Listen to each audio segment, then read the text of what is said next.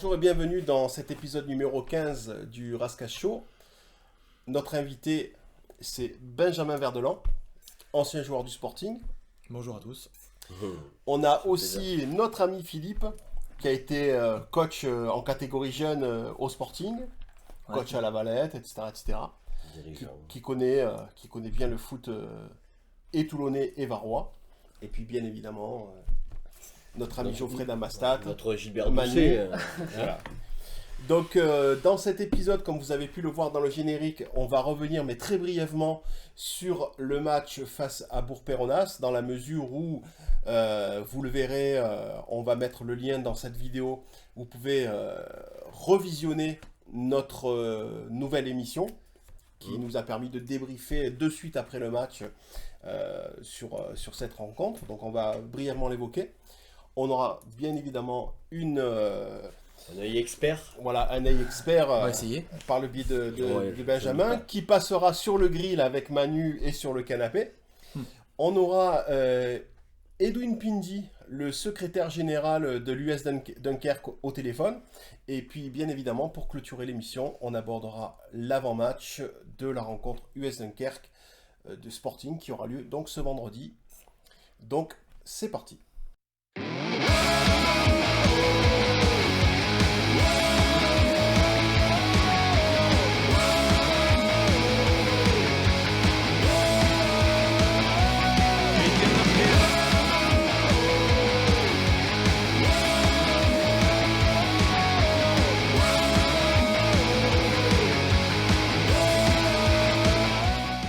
Retour sur le match face à Bourg-en-Bresse. Alors, on va s'appuyer peut-être sur les statistiques un petit peu plus précisément de Geoffrey, dans la mesure où celles qu'on vous a fournies dans l'émission de vendredi, elles étaient relativement globales et puis c'était très rapide. Là, on a l'expert, donc il va pouvoir nous donner peut-être un petit peu plus de renseignements. Donc, je te laisse attaquer si tu le veux bien. Ah bah en fait si vous voulez ça va être très clair hein. Donc comme on a à peu près tous vu lors du match, c'est qu'on a eu une mi-temps par bien équipe distincte. quoi, hein. Et dans les chiffres ça se reflète parfaitement parce que du coup dans la première mi-temps où c'était la mi-temps de Toulon, on a une possession de 60%. On a fait 8 tirs, donc 4 cadrés. On a concédé qu'un seul tir de la part de Bourg-en-Bresse. On a fait 14 centres, ils en ont fait que 3. Enfin bon, une domination toulonnaise dans l'ensemble. Alors que pour la deuxième mi-temps, pour la possession toulonnaise, on est descendu à 45%. On a concédé 11 tirs de la part de Bourg-en-Bresse, ils en ont cadré 5 et nous on en a effectué que 3. Un seul cadré et c'est le but. On a fait que 6 centres et ils en ont fait 14. Donc vraiment deux matchs totalement distincts. Quoi. C'est... Ouais, deux rencontres, deux rencontres en une, on va c'est dire. ça. Ouais. Bah, comme il disait l'entraîneur de Bourg-en-Bresse, c'est à la base ils ont fait pour la première mi-temps ils ont voulu plus attendre et c'est Trop pas timide. c'est pas leur jeu, hein, c'est voilà. Ah oui, parce et qu'ils en ont- deuxième mi-temps ils ont ils le ont joué matos. leur jeu quoi. Donc un résultat plutôt logique. Ah, sur l'ensemble du match, Honnêtement, on aurait même pu le perdre ce match sans Brani. sans de gros arrêts de... Sans Flo, Ah oui. Gordon Banks, Ah, André c'est- Agnew. franchement, c'était... Impressionnant. Ouais. Il ça rentre enchaîne, entre une double parade. ouais, La il- double parade effectivement est impressionnante. Hein. Ouais. Ouais. il enchaîne les super prestations et pour moi il n'y a pas besoin de forcément de remplaçant. Il Ah, en sans- faut un. Hein, Non, parce que au s'il se- cas où, voilà, c'est Ouais, ça, oui. Mais bien sûr, dans l'absolu, non. Quoi, parce Il faudrait un deuxième comme lui. C'est que c'est ça. faut le trouver. Le deuxième gardien, c'était Viviani. C'était Viviani. Ouais, hein, c'était Viviani D'accord. sur ce match-là, mais... Qui n'est pas censé s'arrêter ou... qui était Censé censé s'arrêter. Et puis, Puis bon, le second... Enfin, le recrutement d'un autre gardien A tardé un peu. un petit peu. Bon, là, ça y est, Là, on il est devrait là. l'avoir trouvé. Ouais. On a un petit peu discuté d'ailleurs avec Monsieur Chincho. Ouais. Une chose est sûre, c'est qu'il nous disait qu'il attendait donc d'être qualifié pour D'accord, être ouais, enfin au moins sur le banc. En tout cas dans les 16. Ça fait de match. Ouais. Par rapport à ce match de Bourg-en-Bresse et par rapport à ce qu'on a déjà dit vendredi, vous voulez rajouter des choses? Non, moi je voudrais juste rajouter un truc, c'est que je trouve pas Fabien Pujol parle souvent de cohérence et moi je trouve que dans ses choix il est incohérent parce que Il n'y a pas besoin de sortir de grandes études pour Moulet faisait sa rentrée. Un joueur qui n'a pas joué depuis son dernier match était au mois de mai. Ouais, j'en ai entendu Faire parler. 90 minutes, C'était c'est peut-être quand même un peu prématuré. ça m'interroge. Sebou non plus n'avait pas 90 minutes dans les jambes. Donc les difficultés de la deuxième mi-temps, elles étaient pour moi prévisibles. Et quand on met Barbier comme troisième attaquant, ça aurait été peut-être plus judicieux de prévoir un deuxième milieu. Voilà, il y a des trucs qui me semblent évidents et qui ne sont pas faits. Donc je pense qu'on se met aussi nous-mêmes en difficulté. Bourg-en-Bresse a monté son niveau, mais on aurait pu être capable d'un peu mieux les contrer, on va dire, et on l'a pas fait et parce qu'on ne pouvait pas le faire, et ça c'est la responsabilité du technicien, et d'un peu appréhender ces difficultés qui étaient c'était obligatoire que ça arrive, quoi. Donc attention. Après, peut-être qu'il y a un problème aussi d'expérience dans ces joueurs, parce qu'en définitive, ils n'ont pas beaucoup de vécu dans la nationale. Donc non, ils découvrent. bien sûr. Et moi, ce que j'ai vu sur la deuxième mi-temps, j'ai trouvé qu'il y avait un peu de naïveté sur certains remplacements, sur certains joueurs, notamment sur le côté gauche de la défense. Là, j'ai trouvé qu'il y avait c'est le point faible. Des grosses. Enfin, j'ai trouvé. Hein, Oui, mais parce que c'est un milieu qui a été. Voilà, mais ça se voit. Honnêtement, ça se voit. Dans le replacement, c'était.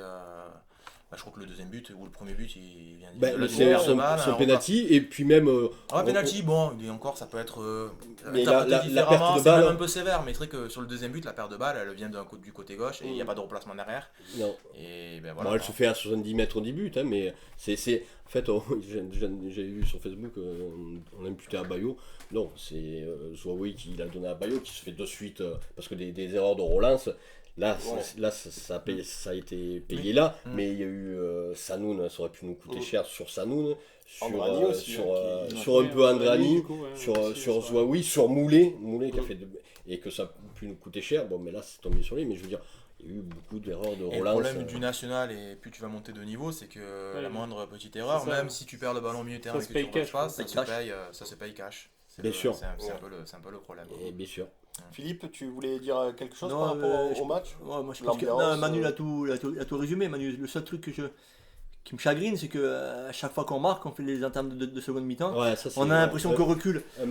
Au lieu de continuer à attaquer, on a l'impression qu'on recule. Donc à un moment donné, à force de trop reculer, ce qui s'est passé vendredi, on a payé cash. Hein. Ils ont égalisé, et comme l'a dit Geoffrey, c'est ça.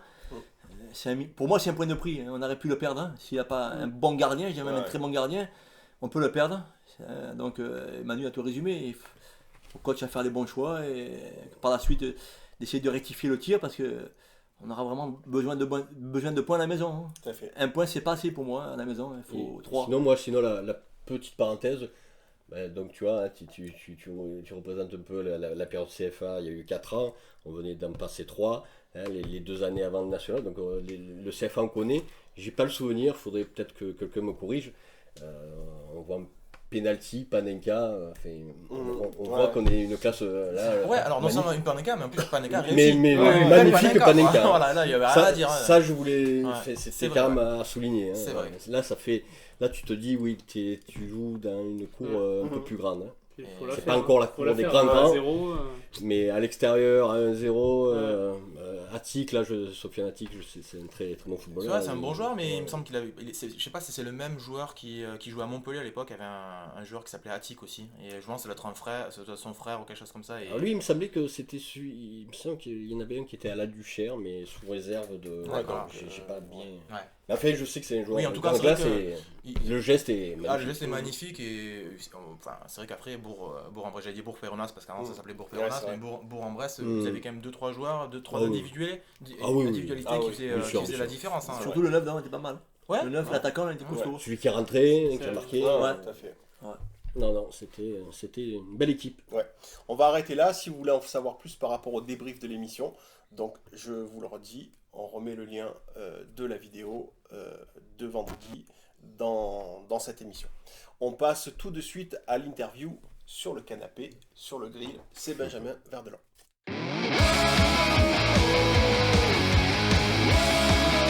Benji, merci d'avoir répondu à notre sollicitation, ça fait vraiment plaisir. Ben écoute, c'est un plaisir partagé. Ça faisait 10 ans, ça fait 10 ans maintenant. Plus trop...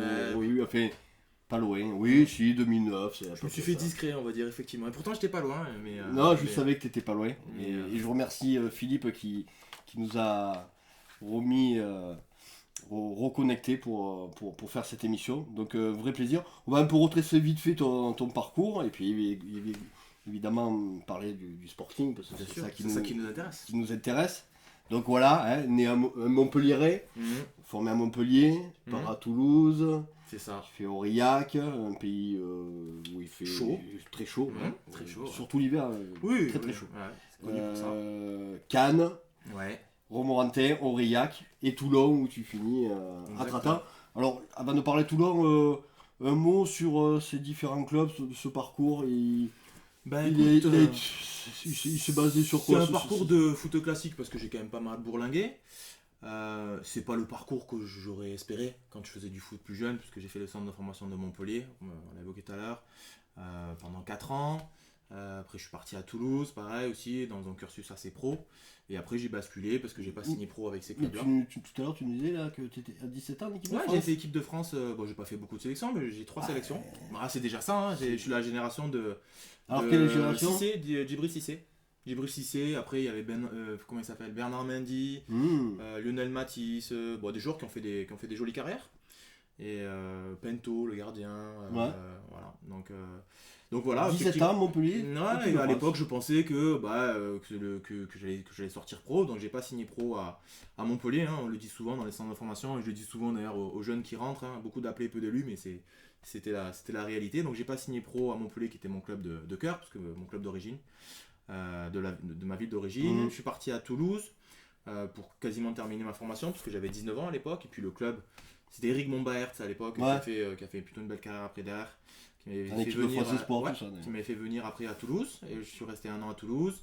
Je suis parti parce que le club a été rétrogradé administrativement. Je suis parti ensuite à Aurillac en CFA, donc j'ai connu le monde amateur. C'est là où tu as eu tes meilleurs souvenirs. Ouais, j'ai fait une grosse saison et je pensais que du coup c'était ma deuxième chance, parce que ma première chance je l'avais pas saisie donc dans les clubs pro, et je pensais pouvoir basculer. En national? Non, c'était en CFA. CFA, hein. C'était en CFA où j'ai fait plutôt une bonne saison, et puis ensuite à la suite de cette saison là où j'ai bien gazé, je suis parti... des joueurs peut-être sympas, il y avait toujours 2-3 bons joueurs qui traînaient. À Aurillac, alors peut-être, je sais pas si il y en a certains qui connaissent, mais la deuxième saison j'ai joué avec Sylvain Photo, qui était... non mais voilà, mais de toute façon je pensais à lui. Ouais, voilà, Sylvain Photo, avec qui j'ai joué, avec qui ça s'est Et je crois qu'il est retourné après lui. Non, il est resté qu'une année, et après il est reparti sur Valence, je crois. Mais oui, d'ailleurs c'était après nous, hein, Aurillac, qui va à Aurillac, il me semble. Je crois qu'il venait de Toulon. Et là, je l'ai connu quand j'ai été mon deuxième séjour à Aurillac. Donc là, j'étais adorable en plus, un super joueur avec un pied magnifique, qui avait strictement rien à faire en CFA. Mais bon, après, c'est comme on dit, hein, des fois, tu as des joueurs que tu rencontres en CFA qui auraient dû faire des carrières monstrueuses. Il y en a plein des exemples comme ça. Et puis des joueurs qui sont beaucoup plus laborieux, mais qui ont soit beaucoup travaillé, soit qui ont eu le petit coup de pouce, le bon match au bon moment. Voilà, moi j'ai cherché ça. Je dis pas que j'aurais fait une carrière extraordinaire, mais j'aurais espéré mieux. Voilà, j'aurais espéré mieux notamment quand j'ai fait cette saison-là en CFA. Je pensais pouvoir trouver mieux. J'ai trouvé un club pro à l'époque qui était Cannes. C'était une saison qui était catastrophique, on en a discuté tout à l'heure, mais j'ai connu 5 entraîneurs dans la même saison. L'entraîneur qui m'avait fait venir Casoni, quand il est arrivé, Guy David, Casoni dans la même saison, Christian Lopez, Robert Buig, Stojkovic. Ça a été une saison complètement incroyable. Pas nécessairement dans le bon sens du terme, puisque du coup, quand tu as 20 ans, tu espères autre chose. En plus, c'était une saison où j'ai été opéré 2 fois du genou, donc honnêtement, saison oubliée. Peut-être qu'il sert pour la suite. Alors, qui te sert? Moi, qui m'a servi, peut-être pas nécessairement dans le foot, ça m'a un peu servi, mais ça m'a servi aussi dans la vie de tous les jours aussi. Après, relativiser un petit peu les choses, parce que quand tu es blessé quasiment toute une année, que tu as des coachs qui viennent, qui repartent, tu te dis, bon voilà, on va essayer d'être un peu pragmatique, hein. Tout à l'heure tu as évoqué le mot, mais c'était un peu ça. Donc je suis parti ensuite à Romorantin pendant 6 mois, dans une belle équipe, hein. À l'époque il y avait de très beaux joueurs, je sais pas si vous en souvenez. En national, ça ? Ouais, Aurélien Capou qui a fait des matchs avec Nantes, puis il y avait les bons joueurs de national à l'époque, Bérac qui était un attaquant, Nîmes. Voilà, des bons joueurs de national. Moi ça s'est pas très très bien passé, donc du coup j'ai préféré... Alors je te coupe, ton vrai poste c'était 8 quand même, hein. Moi, mon vrai poste, j'ai été formé comme ça à Montpellier. Quand je suis arrivé au centre de formation, c'était plutôt milieu offensif. On m'a vite fait reculer en milieu défensif. Mais j'étais plutôt en relayeur. J'étais un joueur qui grattait quelques ballons, mais qui avait tendance à me projeter vers l'avant. Et sur la fin, j'ai pas mal dépanné aussi en défense centrale. Ça m'est arrivé très très souvent de jouer en défense centrale.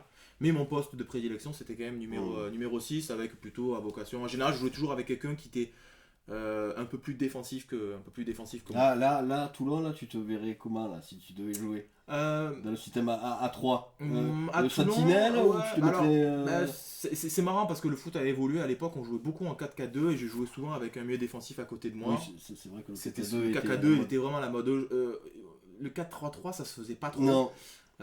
Et c'est vrai que moi j'avais du mal à me situer quand je me mettais sur un côté, que ce soit à droite ou à gauche, parce que j'avais besoin peut-être de partir d'un peu plus loin, voilà, pour être un peu lancé. Je suis pas un rapide de base, hein, donc je suis plutôt faux lent, on va dire. Voilà, faut que je sois un peu lancé.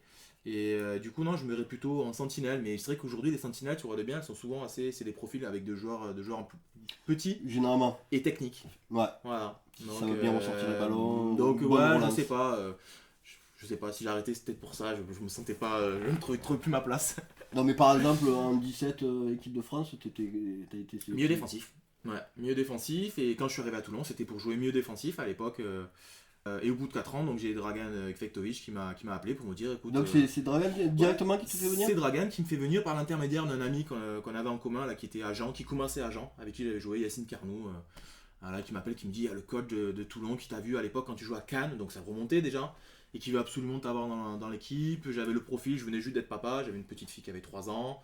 Et quand je l'avais eu au téléphone, il m'a dit écoute, moi je te veux dans mon équipe, je t'ai vu jouer, t'as le bon profil. Il voulait des cadres un peu, qui entourent un peu des...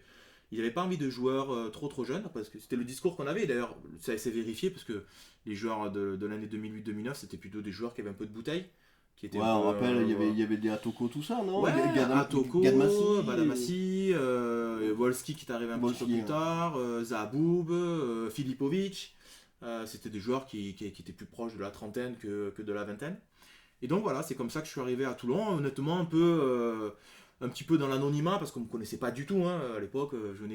Pour le coup, j'étais vraiment, on m'appelait Verdéian et pas Verdéan. Et j'arrivais d'Aurillac, mais j'étais pas une recrue qui était spécialement attendue. Alors peut-être, je sais pas. Moi je sais que, alors, je sais pas si je parle qu'en mon nom, en tout cas à mon nom. Et il y avait un refrain un peu comme ça. Il y en a beaucoup qui espéraient de toi être le successeur de Lemoine. Hein. On avait perdu Lemoine deux ans avant. Un peu le même poste, un peu le même gabarit, un peu une même allure. Il y en a beaucoup qui... je sais pas si tu en parlant de Jérôme Lemoine, j'ai joué avec lui à Cannes. En même temps que j'ai joué avec Greg Firquet, par exemple. D'accord. C'est des joueurs que j'ai connus à l'époque à Cannes, en national, quand j'ai joué un peu au début de la saison.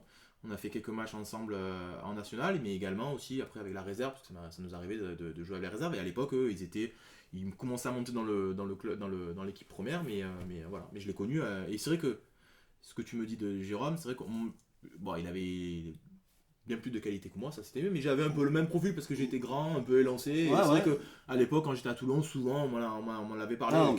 Et c'était plutôt très flatteur pour moi parce que je sais qu'après il a fait une super carrière et que c'était un gars adorable, donc c'était plutôt flatteur pour moi. On l'adore. Et donc Sedkovic, le discours il te prend, c'est pour les ambitions du club. Les ambitions, c'était la montée. Mais c'est marrant, c'est une anecdote souvent que je raconte, mais quand je suis arrivé donc à Toulon, j'arrivais donc d'Aurillac où c'est un club amateur, mais pour le coup vraiment un vrai club amateur, c'est-à-dire que il y a beaucoup de de joueurs qui travaillaient la journée, qui s'entraînaient le soir. C'était mon cas, je travaillais dans une agence immobilière à l'époque. Déjà. Et quand je suis venu à Toulon, honnêtement, j'ai tout lâché parce que je me suis dit que c'était l'occasion que jamais. J'avais 28 ans, je me suis dit si je le fais pas, après je vais le regretter. Toulon, c'était porteur. Mais Toulon, si tu veux, quand tu connais pas, tout le monde dit oh putain Toulon, attention, voilà, c'est presque comme quand tu vas en Corse où tu dis oh, attention, on va pas te payer, c'est la mafia, des trucs comme ça. Et franchement, je m'en foutais. Ce qui n'est pas tout à fait faux non plus. Mais... L'avenir m'a apporté quelques réponses. Mais la première année, honnêtement, j'avais envie de tenter le coup et pourtant, franchement, j'ai tout lâché. J'avais acheté une maison à l'époque, je l'ai vendue. J'étais en CDI, j'ai démissionné. Ma femme, pareil. Et je suis arrivé, je me souviens, au club, donc Alain Benzivengo, le président, j'avais dit, est-ce que moi, je peux un peu bosser, j'aimerais bien travailler un petit peu. Il m'a dit, non, ici, on bosse pas, tous les joueurs, ils jouent au foot. Ok, bon, mais très bien. Et donc, je suis arrivé en plein mois de juillet avec ma petite fille et ma femme. Souvent j'y repasse parce que je suis resté une semaine aux premières classes dans la ZAC des Plailles là. Et du coup on cherchait un logement et on avait tout lâché et voilà, on reprenait tout à zéro. Donc c'était particulier, la préparation s'était bien passée pour moi. Le coach me faisait confiance. Plus que confiance maintenant, parce qu'au départ, donc j'étais pas parti pour être un cadre, je pense que j'étais plutôt parti pour être titulaire. Titulaire, mais voilà, peut-être pas la recrue qu'on attend. Et puis en fait ça s'est plutôt très bien goupillé d'entrée de jeu parce que j'ai fait mes matchs. Rapidement, on m'a filé le brassard, alors que je n'étais pas prévu pour l'avoir. Je crois qu'au départ, il voulait le donner à Filipovic, qui lui venait de Ligue 2 de Istres. Et qui était capitaine à Istres. Voilà, exactement. Et puis voilà, ça a démarré comme ça. J'ai trouvé Après, c'est toujours pareil, mais quand t'es bien, j'ai trouvé rapidement un logement qui me plaisait. J'étais bien dans le club. J'ai senti autour de moi que les supporters m'appréciaient. Et ça, c'est vrai que quand t'as la confiance que t'es joueur de foot et que tu sens que t'es apprécié, et ça, honnêtement, ça m'a fait plaisir. Et puis, j'ai vécu à Toulon ce que j'avais envie de vivre en fait quand t'étais footeux, c'est-à-dire vivre avec un peu d'engouement, même en CFA c'était hallucinant quoi. Et pourtant ça avait baissé. J'ai une anecdote, mais vraiment, mais je te promets, quand t'es joueur de CFA, t'as l'habitude de jouer devant 50 pelés intendus. Quand je suis arrivé à Toulon, le premier entraînement, je me souviens, il y a des supporters qui sont arrivés dans le stade et qui ont commencé à chanter la chanson allez Toulon, avec des fumigènes, mais avec les fumigènes et tout, je dis non mais qu'est-ce que je fais là, que je suis dans un autre monde, ça y est quoi. J'y étais. Voilà, et honnêtement ça m'a mis, tu vois, presque les frissons, tu te dis putain ça y est quoi, voilà, et ça te donne vraiment la niaque. Je crois que pour mes matchs, on fait un match un peu rocambolesque, on gagne 4-3 dernière minute, un truc comme ça. Et c'est vrai qu'honnêtement, au départ je me suis dit c'est bon, on va y arriver, franchement avec l'équipe qu'il y avait vraiment des beaux joueurs quoi, il y avait des beaux profils. Et puis bon, puis ça s'est étiolé, voilà, c'était... ton analyse. Il y a eu quand même un épisode où on prend une rousse monumentale à Montpellier. Oui. En plus c'était à la Mosson, c'est devant toute ma famille, honnêtement ça m'avait mal vécu. C'est le 7-0 ça hein. Ouais, 7-1 ou 7-1, un truc comme ça. Donc le match après on avait réagi, on avait gagné 5-2 ou un truc comme ça contre Saint-Priest et tout.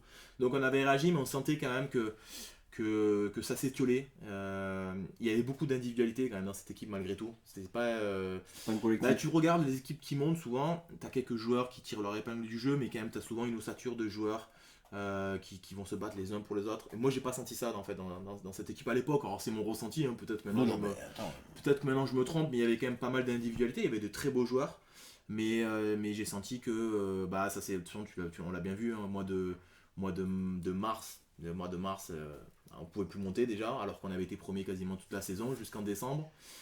Hier faisait une grosse saison aussi, à l'époque. Je crois que c'est hier d'ailleurs qu'il montait, je sais plus si c'était hier. Cette année-là, ouais, parce que après je confonds tout, mais il me semble, ouais. Voilà, et du coup, la fin de saison, elle a été un peu en eau de boudin, puisqu'on avait plus d'ambition, on était un peu lâché, on a dû terminer, je pense, 5ème ou quelque chose comme ça, alors qu'on avait été premier toute la saison.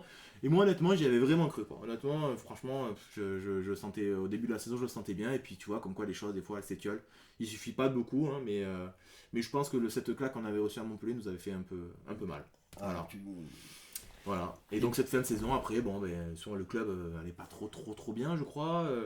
Le président Benzivengo voulait partir, je crois, ou devait partir. Alors c'est à l'issue de cette saison qu'il part. Moi je sais qu'il m'avait reçu à la fin de saison, me disant qu'il voulait que je reste pour la saison prochaine, que je faisais partie des cadres pour la saison prochaine, puisqu'il y a beaucoup de joueurs qui sont partis cette année-là. Donc pour moi j'avais envie de rester. De toute façon, j'étais parti dans l'idée que c'est dans la durée, que si c'était pas cette année-là, ça serait l'année d'après. Le coach restait aussi. Donc il y a beaucoup de joueurs qui sont partis, beaucoup de joueurs qui sont arrivés.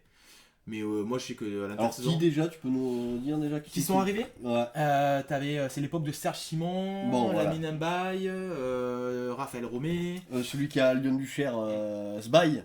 Sbaye, comment il s'appelle, un joueur qui joue encore à Bastia ou en Corse, c'est sûr, je sais plus lequel.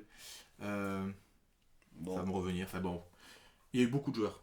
Énormément de joueurs, et moi l'intersaison honnêtement elle avait été un peu particulière puisque je devais re-signer mon contrat. Ça c'est étonnant. À Toulouse, je vais aussi. C'est très simple. J'ai fait les 3 premières semaines de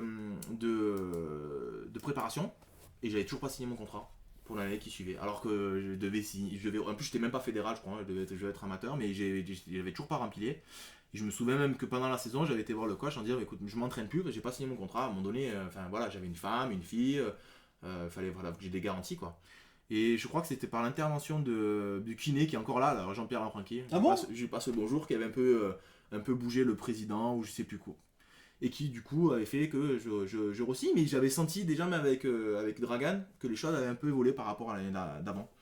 Il me faisait un peu moins confiance. Ça c'est quand même l'énigme. L'énigme parce que si tu veux, même si aujourd'hui je le rencontrais, j'aimerais bien savoir en fait qu'est-ce qui s'est passé chez lui. À un moment donné on m'avait dit que je lui faisais à l'envers, mais vraiment honnêtement je sais même pas pourquoi quoi. Je sais pas pourquoi du jour au lendemain il avait plus trop confiance. Je me rappelle des après-matchs. Où tu venais me voir, tu me disais pourquoi tu fais plus jouer. Tu t'es blessé, non? Ouais, alors à l'époque c'est vrai que j'ai toujours d'ailleurs un genou un peu récalcitrant, c'était suite à ma blessure de canne, où je faisais un peu plus attention. Des fois quand on s'entraînait sur synthétique, je demandais à faire autre chose et tout ça. Mais bon, si tu veux, des joueurs de 28 ans qui s'entraînent pas sur des synthétiques, il y en avait quand même un paquet. Je le faisais déjà l'année d'avant. Ça avait posé problème à personne. Et là, cette année, j'ai l'impression que ça posait un peu plus de problème. Je sais, c'est ce qu'il me disait. Hein, donc du coup, c'est vrai que l'intersaison avait été un peu particulière. J'avais signé mes premiers matchs de championnat, j'étais même pas titulaire. Je crois qu'on va jouer à la Duchère et je suis pas titulaire. Je sentais quand même qu'autour de moi, il y avait quelque chose qui se passait. Et, c'est qui jouait à ta place un peu À l'époque, c'était il y avait Anthony Esparza aussi. Voilà. Qui était un très bon joueur aussi, voilà, pas le même profil que moi, et puis surtout, moi j'avais un vécu de l'année dernière où je me sentais bien, j'avais, tu vois, c'est toujours pareil, il suffisait de me donner un tout petit peu de confiance et les clés du club et de l'équipe, et je pense que j'aurais pu faire pas mal, mais bon, ça s'est pas fait comme ça, donc une début de saison un peu particulier. Après j'ai commencé à rejouer, on a fait un match aussi où pour moi c'est un peu mon jubilé à Toulon, hein. C'était même un bon souvenir, et à l'occasion j'aimerais même me revoir parce que je sais même pas si quelqu'un avait regardé cette vidéo où on joue contre Andrézieux, je marque 2 buts, ce qui m'arrive jamais, on perd 3-2 certes, et le match d'après je suis pas titulaire, je rentre pas, et on joue à Montpellier qui est le club où j'ai été formé. Donc du coup c'est vrai que là j'avais pas trop compris, j'avais pas fait de vagues, j'avais rien dit, mais bon j'avais bien compris que y avait quelque chose qui s'est passé. Non mais déjà à l'époque tu étais très digne, quand tu posais la question, je voulais pas, je voulais pas, voilà si tu veux, moi j'ai été élevé comme ça, je sais pas faire trop autrement, et puis même là tu vois aujourd'hui je fais ça avec beaucoup de recul. C'était même limite un peu de l'incompréhension, mais bon, voilà, c'était comme ça. On me préférait d'autres joueurs. Bon, ça se passait pas beaucoup mieux non plus, hein, parce que c'était une année qui était un peu... je sais même pas si les supporters s'en souviennent, puisqu'elle est passée un peu inaperçue. Hein, Voilà, et donc à la trêve, le coach est parti. Il nous avait réunis dans le vestiaire en disant qu'il partait. C'était vraiment dantesque le truc, parce que même il m'avait tapé sur l'épaule, Benji, on a eu de nos problèmes, tout ça, mais je comprenais même pas pourquoi en fait, en gros, mais presque... Non, toi t'as eu des problèmes.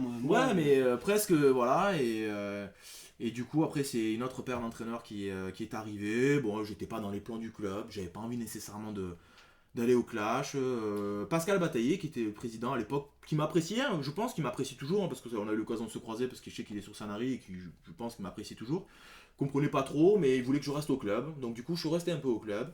Je me suis occupé un petit peu d'aller voir des équipes pendant la saison là. C'est-à-dire qu'il y a une première partie de saison où j'ai été joueur et une deuxième partie de saison où j'étais plus joueur quasiment. Je te trouve, mais il y avait un truc que je me rappelle, c'était Dragan, je crois que c'était dans le journal où il disait que il t'avait confié d'aller superviser l'équipe, superviser l'équipe, je crois, à Martigues. Oui. Et puis bon, tu avais fait ça super bien. En fait, effectivement, c'est l'époque où ça se passait vraiment très très bien avec Dragan, où vraiment je sentais qu'il y avait beaucoup de confiance entre nous, même.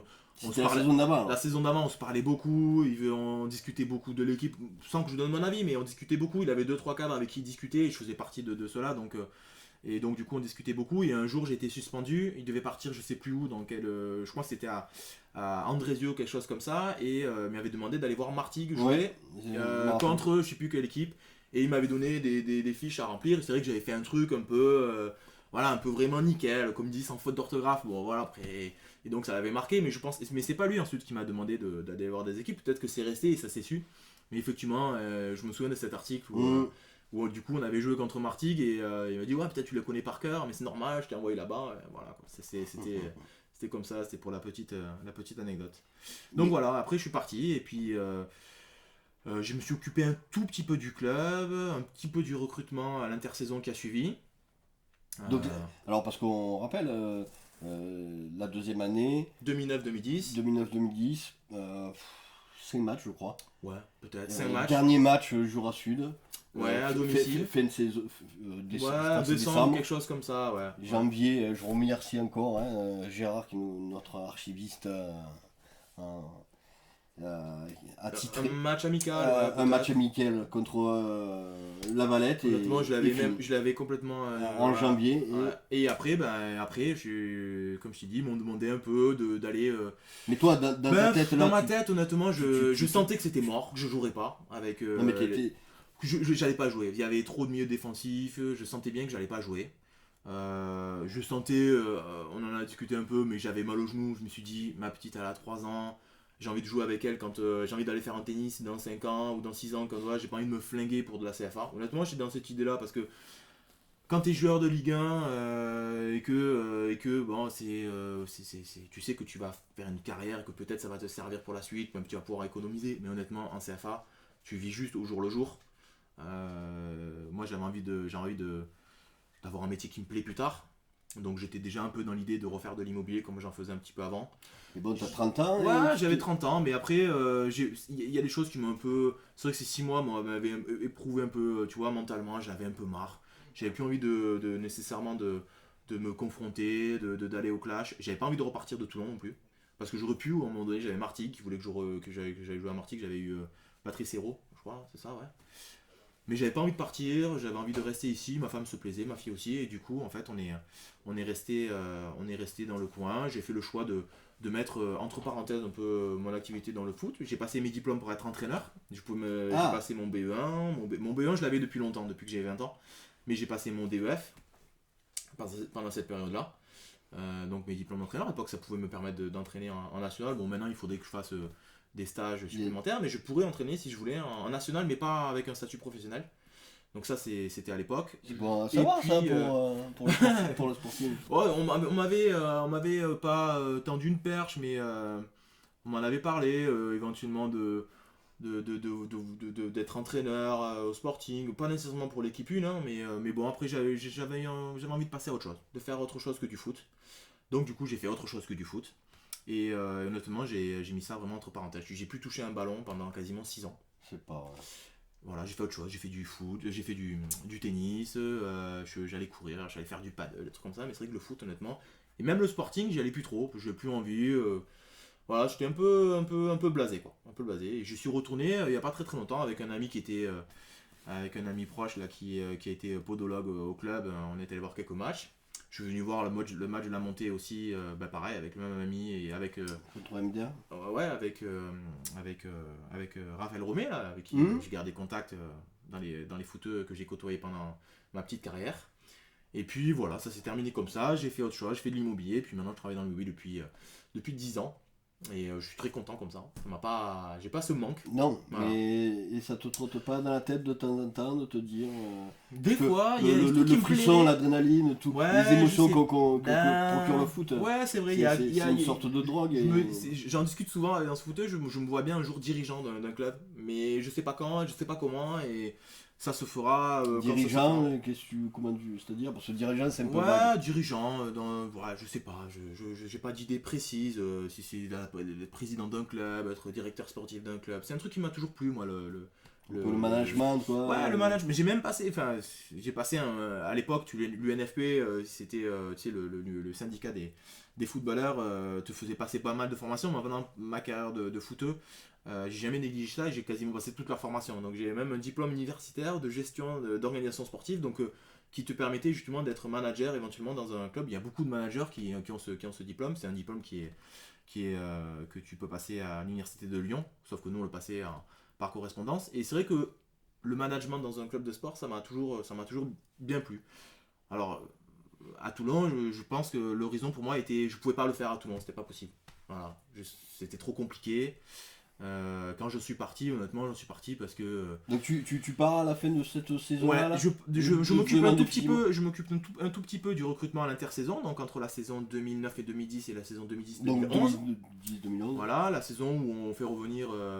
Je crois que c'est Boronat qui revient, donc pour situer un tout petit peu, je reste à peu près 2-3 mois, je m'occupe un peu d'aller voir des équipes un petit peu adverses, et après le club a de grosses difficultés financières, on se débrouille un peu avec les contrats, donc c'était un peu particulier à l'époque, je sais que il y avait des gros problèmes financiers, on ne peut pas rentrer dans les détails, et je sais qu'on nous demande pour ceux qui étaient rémunérés, qui s'occupaient du club, de partir, voilà, donc on me demande de partir, donc je pars. Voilà, je fais pas de vagues, voilà, ça a été juste un coup de fil, hein, allô, ouais, c'est un peu compliqué financièrement, faudra s'arrêter. Il y a d'autres joueurs qui sont partis aussi, il y a des joueurs de foot de l'équipe de CFA qui sont partis. Et mon aventure avec Toulon s'est terminée comme ça, voilà, donc un peu déçu parce que je suis parti un peu dans l'anonymat complet, mais bon, voilà, c'était comme ça. Ouais. Il y en a qui partent sur un jubilé dans un stade plein en sortant avec leur gamine, voilà, moi non, pas du tout, c'est pas du tout comme ça. Donc c'est vrai que le foot, honnêtement, j'avais voilà, c'était un peu mais pas si t'as envie de rebondir ailleurs pour faire ouais, j'avais pas envie, honnêtement, j'avais plus envie, et puis je te dis, c'était une période un peu charnière. Franchement, à la fin de ma carrière, à 30 ans, je regardais un peu les joueurs qui étaient autour de moi. Ouais, non, mais à 30 ans, il y en a plein qui pensent pas à leur avenir, mais moi, à 30 ans, je pensais déjà à mon avenir, parce que j'en ai vu plein. C'est bon, ah oui, c'était fédéral, ils prenaient 2000 ou 2500 euros ou 3000 euros par mois, et c'était le roi du pétrole, ouais, mais franchement, tu vis pas de ça après. À 35 ans, j'avais pas envie de. J'ai envie d'avoir un métier qui me plaît, j'ai envie de. Voilà, j'ai été plus ambitieux dans mon après-carrière, dans ma carrière professionnelle que je fais maintenant, plutôt que dans le foot. C'est vrai, hein, j'aurais pu dire, non, je pars ailleurs, je vais trouver un autre club, je vais même être entraîneur, pourquoi pas, hein. Mais non. Surtout que ça a l'air de bien fonctionner, puisque depuis que tu es parti de Toulon, après t'as fait l'immobilier. Ouais, et puis je suis très content comme ça. Ouais, ça fait 10 ans, donc c'est que tu dois avoir quelques qualités. Ouais, de toute façon, après, c'est dans un truc, si t'as pas des qualités, tu dures pas. Donc voilà, puis c'est vrai que l'immobilier, c'est un peu comme le foot en fait. Hein, c'est un milieu très particulier où il y a beaucoup de personnes qui travaillent pas bien. Voilà, et d'ailleurs c'est pour ça que souvent on dit putain, les gens qui travaillent dans l'immobilier se gavent et tout ça, mais il y a beaucoup de gens qui travaillent bien. Donc voilà, le but du jeu c'était justement et Benjamin Verdelan fait partie de cela. Voilà, écoutez, donc voilà. Sifour, tu peux faire ta Sifour, non, je travaille à Sifour principalement, tout l'ouest varois, on va dire. Bon, c'est déjà un bon secteur ça. Voilà, mais en tout cas voilà, j'étais très content de revenir et de discuter du Sporting, parce que même si ça ne s'est pas très très bien terminé, pour moi le Sporting c'est mon meilleur souvenir en tant que footeux, franchement, mais ma première saison à Toulon, elle en valait 3-4 dans d'autres clubs amateurs, parce que j'ai adoré quoi. J'ai adoré jouer devant du monde, devant des supporters, devant des ultras, devant des fumigènes, honnêtement. J'ai un souvenir, je crois que d'un match contre Martigues où on gagne 1-0, je crois que c'était les 15 ans des Irréductibles, je crois. Ouais. Où à la fin du match, la tribune en face, elle était remplie, il y avait des fumigènes et tout, mais ça c'était énorme quoi. Enfin, en CFA, c'est du jamais vu quoi. Donc voilà, très bon pour moi, Toulon, ça reste un bon souvenir. À la preuve, je suis resté dans le coin et je suis resté dans la région. Donc même si ça s'est pas bien terminé pour moi, j'en garde quand même malgré tout. Je pense que beaucoup de supporters de l'époque, Verdelan, c'est les joueurs dont tout le monde se rappelle.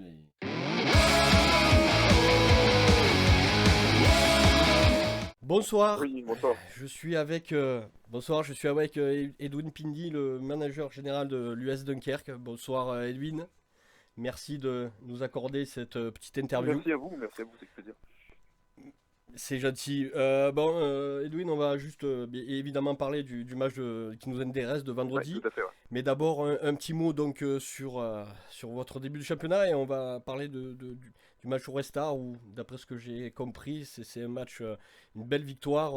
A priori, Dunkerque a maîtrisé cette rencontre face à un prétendant à l'extérieur. C'est le genre de victoire significative. Oui, alors significative, je ne sais pas, parce qu'on reste quand même dans un début de saison, donc ça significatif pas forcément, mais disons que c'est sûr qu'on a quand même un début de saison intéressant, ça on va pas se le cacher, puisqu'on vient quand même de prendre 12 points sur 12 possibles. Donc l'avantage c'est qu'on a déjà pris des points, c'est surtout ça. Alors après victoire maîtrisée, je sais pas, mais en tout cas ça a été une belle victoire. Je pense que c'était une victoire une victoire méritée. On a pris des points chez les prétendants sur une pelouse qui est quand même assez particulière, parce que c'est quand même un terrain synthétique et on jouait quand même contre un des favoris du championnat et un des clubs pro de toute façon de notre division. Donc c'est sûr que c'est plutôt positif, mais surtout, bon, ça reste quand même un début de saison. Nous, on est bien placés quand même, parce qu'on connaît très très bien le championnat. On est bien placé pour savoir que c'est un championnat qui est très long, qui se joue généralement en plusieurs phases. Donc là, pour l'instant, on apprécie simplement le fait d'avoir bien débuté et on va vraiment pas plus loin que ça, quoi. D'ailleurs, juste un mot sur ça. Vous connaissez ce championnat, ça fait combien de temps que vous y êtes consécutivement? 7e saison d'affilée, on entame notre 7e saison d'affilée. Donc effectivement, ça commence à faire un peu. Ça commence à dater un petit peu. De toute façon, on est le deuxième club doyen. C'est un bon cycle. Ouais, on est le deuxième club doyen derrière nos amis et nos voisins de Boulogne. Donc c'est vrai que c'est un championnat qu'on connaît particulièrement bien. Oui, tout à fait. Ouais. Donc c'est un championnat qu'on connaît bien. Donc c'est pour ça que on est bien placé pour savoir que l'important c'est surtout de prendre des points en fin de compte. Surtout de prendre des points. Bien sûr. Ça vous met toujours dans une atmosphère un petit peu plus sereine et ça vous permet de travailler avec un petit peu plus de confiance. Mais après, on prend vraiment les matchs les uns après les autres et toujours en toute humilité. Sur la formule consacrée. On a une explication de ce bon début de saison, alors que l'année dernière ça a été un peu difficile. D'ailleurs, ça fait souvent ça, des équipes en difficulté une année, et l'année d'après se ressaisissent bien. Là, ça fait un peu ça. Il y a quelques éléments qui permettent de connaître pourquoi ça a l'air de marcher si bien. Là. Je dirais que ça s'explique assez simplement. L'année dernière, on avait une saison très difficile puisqu'à la trêve, on avait à peine 13 points. On a fait quelques corrections. Vous avez déjà un point de moins. C'est incroyable. Vous voyez vraiment la différence d'une saison à une autre, mais quand on regarde bien sur l'année civile de 2019, finalement on est quand même dans la continuité, puisqu'on avait terminé sur 8 matchs en étant invaincu, dont 5 victoires. Donc finalement, quand on se rend compte qu'en 2019 on est plutôt assez productif. Donc on est véritablement dans une sorte de continuité. Bon, la saison dernière... il y a une dynamique 2019. On est vraiment sur la dynamique de 2019, qui a commencé donc du coup à la trêve la saison dernière. En début d'année. Forcément, il y a eu aussi un mercato estival où on a recruté des joueurs, mais on est vraiment dans la continuité. Et puis on espère pouvoir prolonger cette série le plus longtemps possible, évidemment, même si on sait très bien qu'un jour, forcément, ça va forcément s'arrêter. Mais voilà, pour l'instant, on est sur cette dynamique-là. On a essayé de renouveler l'effectif avec des joueurs, de notre tempérament, de notre mentalité. Et pour l'instant, ça prend. Donc pression un petit peu ce qui se passe, et puis on verra un petit peu plus tard pour les bilans. Bien sûr. Juste un petit mot avant de parler du match. Le meilleur buteur du championnat, il s'appelle, on a son homonyme à Toulon, Bayo, c'est Mohamed Bayo, je crois. C'est ça, tout à fait. 4 matchs. C'est ça. 4 matchs, 4 buts. C'est un joueur que vous aviez l'année dernière. Alors c'est un joueur qui est arrivé chez nous l'année dernière à la trêve, en prêt de Clermont. Donc il est arrivé chez nous. Malheureusement il a eu. C'est ça. Il est arrivé mi-janvier. Il symbolise un peu justement ce renouveau alors. Il symbolise ce renouveau. En fait, finalement, il symbolise bien ce renouveau puisqu'il était déjà l'année dernière. Et il est dans une nouvelle dynamique cette saison, donc c'est vraiment un petit peu le symbole, avec du 2019 et avec un petit plus là depuis la reprise de la saison 2019-2020, puisqu'il était déjà chez nous, mais bon, il a vu quelques blessures et suspension qui a un peu tronqué finalement sa moitié de saison. Donc on a tout fait pour le faire revenir, et c'est vrai que pour l'instant, il fait un bon début de championnat. Alors après, de toute façon, il est chez nous en prêt, donc l'objectif c'est de le faire. En provenance de Clermont. Ouais. Donc il a parti au club de Clermont. Il est prêté chez nous. D'accord. Il est prêté chez nous, donc on a renouvelé son prêt pour cette saison. Parce que j'ai cru qu'il doit pas repartir en prêt pour ce week-end, juste, non à tout hasard. Écoutez, pas ma connaissance. Pour vendredi. Pas ma connaissance. C'est pas encore pas à votre connaissance. Dans les tuyaux, donc je lui poserai peut-être la question ce soir, peut-être qu'il aura d'autres nouvelles à m'annoncer. C'est dommage. Il me semble que le dernier week-end d'août, il doit pas pouvoir jouer, mais bon. Je dois sûrement me tromper. C'est un nouveau règlement que je connais pas encore. Il faudrait que je pose la question. C'est un règlement de Toulon. Alors peut-être qu'il est pas trop long. Non, donc ça me permet de rebondir, donc pour finir, sur le match de vendredi. Bon, il y a forcément une des deux équipes, Toulon 4 nuls, Dunkerque, 4 victoires, il y a forcément une équipe qui va cesser sa série. Comment on voit le match du côté de Dunkerque? Comment on appréhende l'équipe de Toulon? On se méfie beaucoup de cette équipe de Toulon. D'abord, Toulon, c'est quand même un bastion du foot. Hein. C'est un bastion du foot et on sait qu'il y a une vraie histoire derrière ce club. Même si c'est un promu, je dirais même c'est peut-être surtout parce que c'est un promu qu'on s'en méfie. On sait que c'est une équipe de qualité, hein. Il y a quand même des joueurs intéressants. Hein. Je pense à des joueurs comme Delgado ou même des joueurs comme Echargui qui sont expérimentés. Je pense que l'ensemble de l'effectif est quand même assez expérimenté avec des joueurs quand même qui ont aussi du vécu. On sait que c'est un club qui a des attentes, hein, et ils l'ont même de toute façon pas caché parce que c'est un club qui a connu une histoire et qui, je pense, n'a pas envie de s'attarder là. Et on sait aussi que quand on est dans une dynamique comme ça, à un moment donné, quand on a des matchs nuls, on a envie de bonifier tout ça. Et surtout quand on regarde aussi le calendrier de Toulon, Toulon est quand même tombé aussi sur 4 équipes professionnelles pour ses 4 premiers matchs. Donc je pense que c'était quand même un sacré calendrier. Donc on se méfie, on sait que c'est vraiment une équipe de qualité, qu'on aura une belle adversité au Stade Tribu vendredi, ça c'est sûr. Si tu devais un peu te mouiller, la clé du match, d'après toi, ça sera la faculté de Dunkerque à jouer son jeu, à savoir peut-être un peu plus attendre, à savoir vraiment prendre le jeu à son compte. Non, ça serait quoi? La clé du match, vous savez, chaque match est différent, mais je pense que c'est avant tout, de toute façon, je vais pas inventer des choses, mais c'est avant tout l'efficacité. C'est avant tout l'efficacité parce qu'il faudra être efficace forcément défensivement, pas prendre de but, et il faudra pouvoir convertir des occasions si on en a. Donc la clé du match, elle sera vraiment là parce que c'est un championnat où chaque équipe peut battre chaque équipe. Donc c'est toujours sur des détails, toujours sur certaines phases de jeu, des coups de pied arrêtés. Bon voilà, ce sera vraiment, je pense que le maître mot, ce sera l'efficacité parce qu'on est persuadé, on sait que c'est une belle équipe. Donc de toute façon, il y aura forcément des moments où on va prendre des occasions contre nous. On espère en avoir nous aussi, donc à nous d'être efficaces, que ce soit défensivement ou offensivement. On s'attend au point de vue du public, une belle chambrée? On n'a pas un public spécialement chambreur. Non, je dis bien chambré au point de vue affluence. Ah d'accord, ok. Vous voyez, pardon, excusez-moi. On voit que c'est l'antinomie nord-sud là, je pense qu'on n'avait pas la même expression. eh oui. Non mais nous, de toute façon, clairement, le match sera à guichet fermé, c'est très simplement pourquoi. Ah d'accord. Ouais, parce qu'en fait, nous, on est en travaux. Donc le stade en travaux, je sais. Actuellement, on joue simplement sur une seule tribune qui a 1300 personnes de capacité. Et de toute façon, là, au vu des ventes qui se font, que ce soit sur Internet ou ici en boutique, le match sera clairement à guichet fermé, comme l'était le match déjà il y a 2 semaines contre Béziers. Donc ça, on le sait d'avance, il y aura du monde, puisqu'on n'a qu'une seule tribune pour le moment, en attendant notre tribune qui devrait être érigée au mois de janvier. Donc voilà, le stade sera plein. Le stade sera plein, ça c'est une certitude. Et forcément, il y aura de l'ambiance. Et puis on espère aussi qu'avec la rentrée, il y aura encore un peu plus de monde, quoi. Un petit peu plus de monde. Pour finir, juste quel temps on annonce? Parce que j'ai dit en plaisantant dans la dernière émission que c'était l'été indien chez vous, c'était une plaisanterie, et qu'il faisait 12 degrés. Peut-être il fait un peu plus chaud, non? Pas trop humide, ça va? Ça sera des bonnes conditions? Écoutez, franchement, je vous avoue qu'on parle toujours du nord, mais là où je vous parle, il fait approximativement 35 degrés, vous voyez. Donc je peux vous dire que il fait 35 degrés, donc il y aura un peu de vent. Donc je pense que ça va un petit peu retomber d'ici vendredi. Enfin, du moins, au niveau du climat, au niveau du public, je ne sais pas. Mais non, on aura une belle rencontre, il fera beau, il y aura du soleil, donc les Toulonnais ne seront pas dépaysés, malheureusement pour nous, je dirais. Ouais, c'est clair. Eh bien, très bien. Je vous remercie. Merci, Edwin. Merci à vous. Et puis, écoutez, malgré tout, bonne chance pour ce match. Que le meilleur gagne. Et puis... on va suivre ça on va suivre ça. Merci, on va suivre ça de très près évidemment. Okay. Merci beaucoup Edwin et à vendredi. Merci, au revoir. Merci, au revoir. Merci.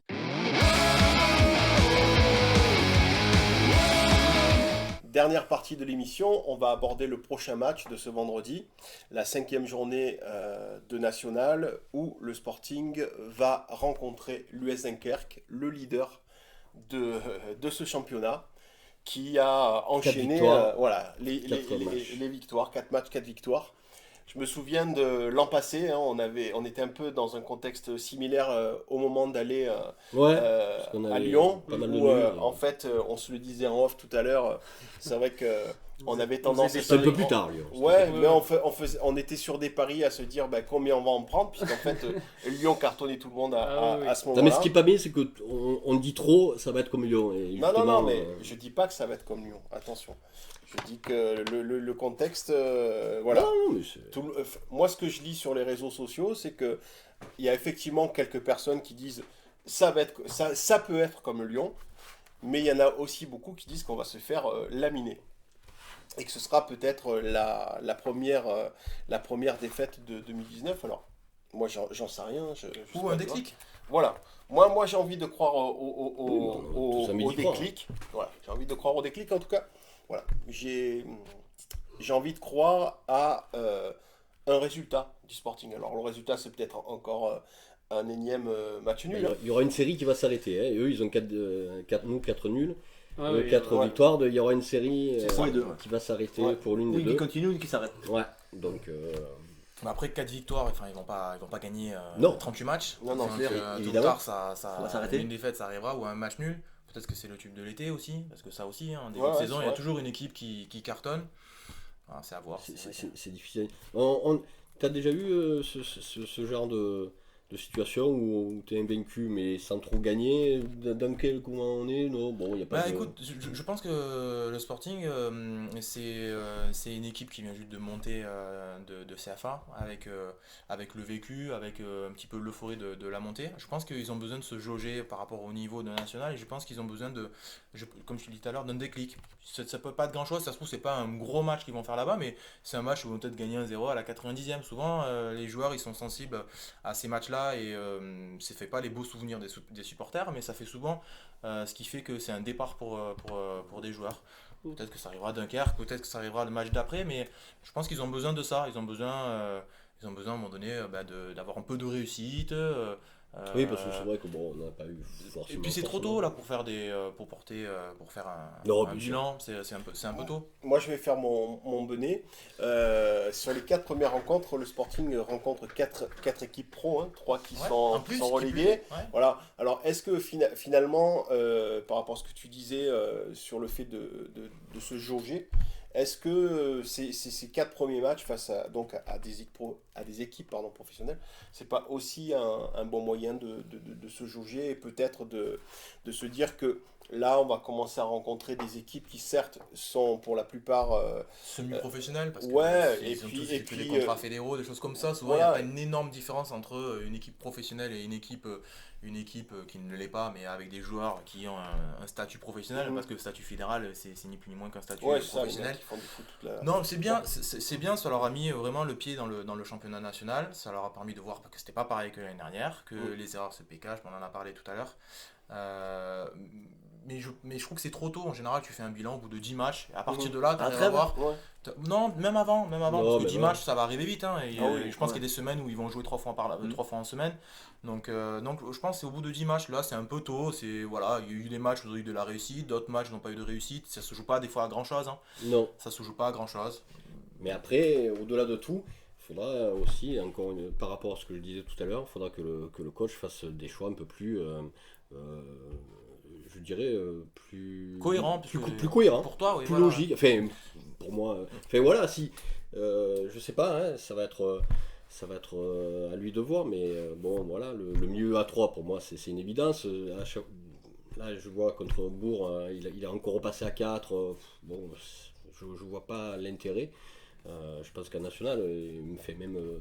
Dans le football en général, tu essayes d'être un peu maître du terrain, et quand tu le délaisses avec 2 joueurs, comme avec Ajaccio, quand tu n'as qu'un milieu vraiment ratisseur et Chergui, pour tenir le milieu, c'est pas évident. Un joueur de 20 ans de Montpellier, qui est d'ailleurs très bon, Comé, voilà, il y a des trucs que je comprends pas. Il a des principes, mais j'ai pas l'impression qu'il met tout en œuvre pour. Après, peut-être que justement ce match-là lui servira pour le prochain match. J'espère. Je sais pas la configuration dans laquelle joue Dunkerque, mais en général tu t'adaptes toujours à l'équipe contre laquelle tu vas jouer. Peut-être qu'effectivement il y a des choses qui vont changer. Et justement, vous pensez pas que là je fais une question collégiale. est-ce que ce serait pas dans l'ADN de Toulon justement de jouer en 4-3-3 par rapport au profil des joueurs qu'on a, notamment au milieu de terrain. On le disait, dès le premier match, il manquait du monde. Bon, le premier match, c'était pas grave, il aurait pu jouer en 4-5-1, c'était l'euphorie. Là, pas de problème. Même le deuxième, c'était. Mais dès le troisième, il fallait un peu serrer le jeu. Et c'était flagrant qu'il manquait du monde au milieu. Enfin, je veux dire, mais souvent, la bataille du milieu, c'est un peu la clé. C'est une des clés. Quand le milieu prend le dessus sur le milieu adverse, en général, il y a de grandes chances de gagner le match. C'est ce qui s'est passé d'ailleurs samedi. On a été bien en première. Bon, mais voilà. En deuxième, ça n'a pas été la même. Et on a pris l'autre de C'était meilleur de côté au milieu.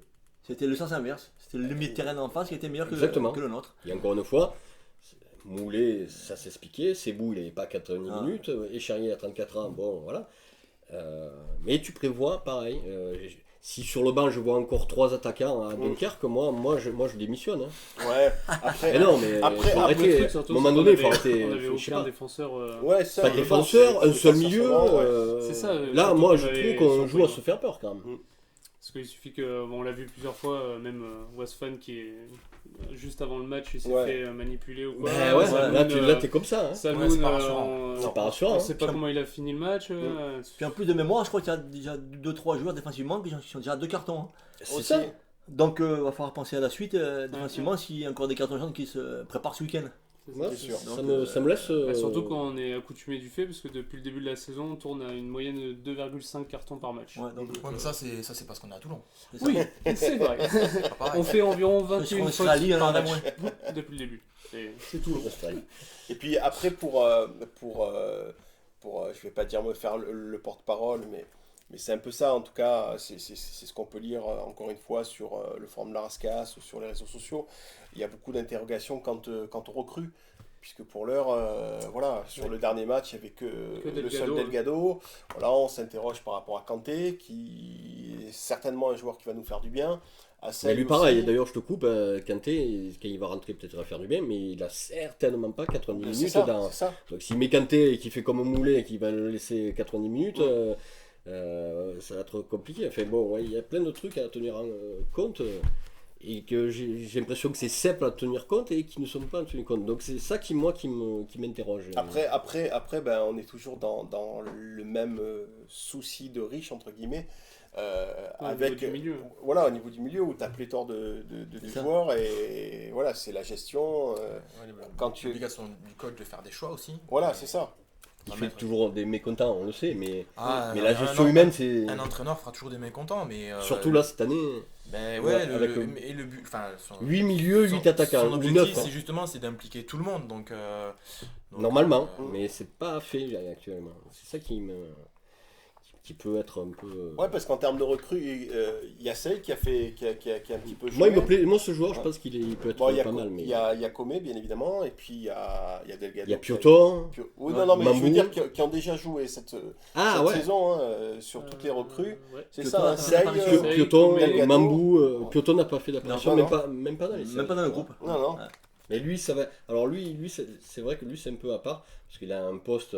C'est plutôt un axial, c'est pas un joueur qui joue sur le côté. Et c'est pas un avançant, c'est un milieu offensif qui joue un peu une espèce de 10.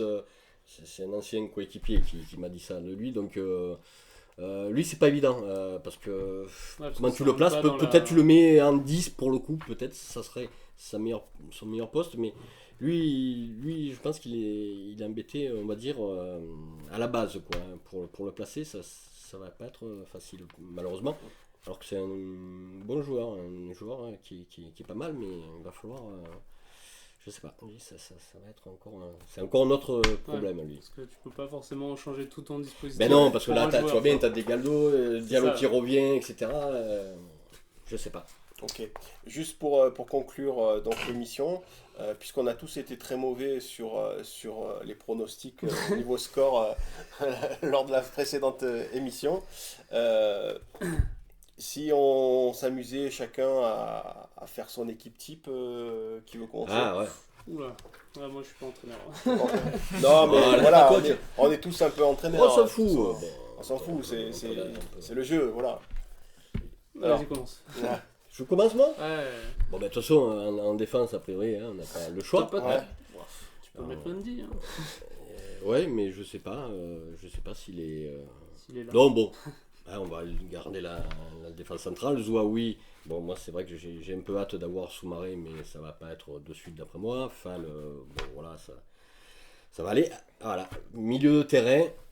Donc là, bon, 3, c'est sûr. Va falloir que ça. Moi, je sais pas, je voudrais que ça galope un peu, que ça aille un peu au charbon. Je vois bien peut-être du Sey et du Comé.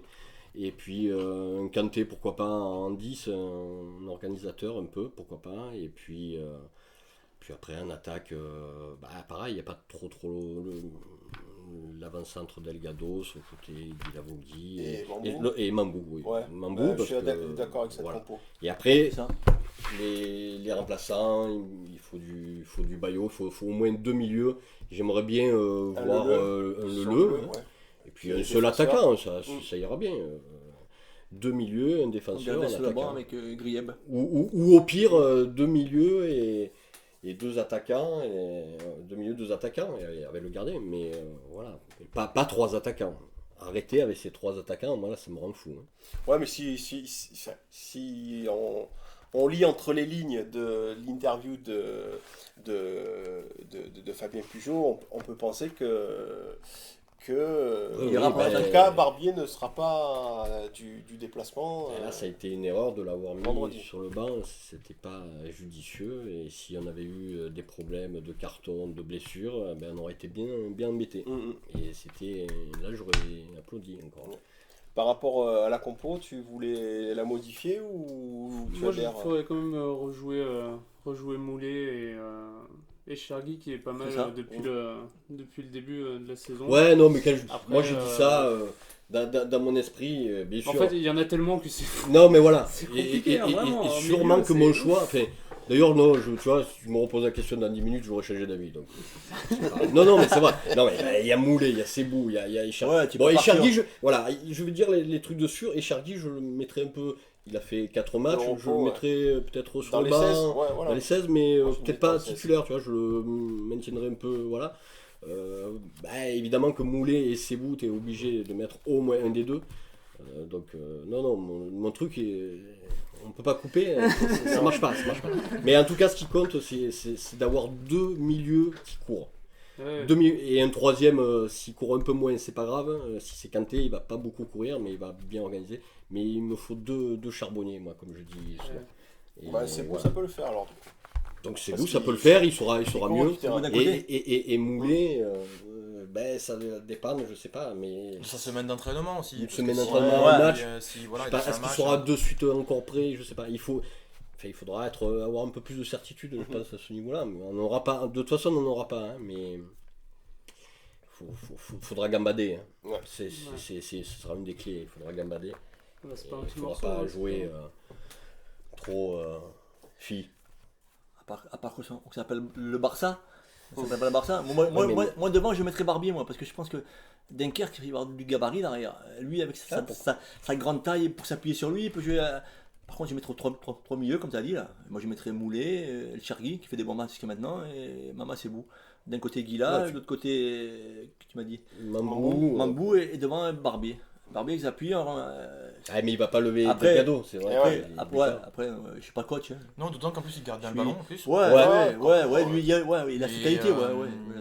Quand tu vas jouer à Dunkerque, vu que ça fait 4 matchs, 4 victoires, à mon avis, ils vont avoir de la confiance. Ils vont sûrement tenir le ballon. Donc ils vont avoir le jeu à leur compte. Donc, effectivement, plutôt des joueurs à vocation un peu des travailleurs. Et garder quand même quelqu'un devant, un point fixe devant pour pouvoir garder un peu les ballons et ressortir. Parce que quand tu es acculé tout le temps. Dans la partie de terrain, tu as besoin des fois de respirer, de faire un jeu long sur un joueur devant qui va te garder le ballon et ça te fait ressortir un tout petit peu le bloc. C'est pour ça c'est important donc de courir, mais Kanté ça peut être intéressant pour garder un peu le ballon et tout, parce que c'est des profils qu'on n'a pas. Moulet peut le faire, mais là il est un peu juste. Bon, et Echargui le fait très bien, mais voilà. Donc, et mettre Echargui et Kanté, ça serait pour moi pas bon. Je mettrais vraiment deux profils de galopeurs, de marathoniens là, et après un gars qui sait bien garder le ballon, parce que c'est vraiment aussi un peu ce qui nous manque parfois, et ça a été criant aussi sur la deuxième période. Il nous a manqué et de la VMA et de la conservation du ballon, quoi. au milieu. C'est ça. On conclut là-dessus. Écoute, ouais. Rien d'autre à rajouter T'as pas les stats sur le Dunkerque Sur Dunkerque, non, je les ai pas faites. Alors on se retrouve pour l'épisode 16 dans 15 jours. À bientôt.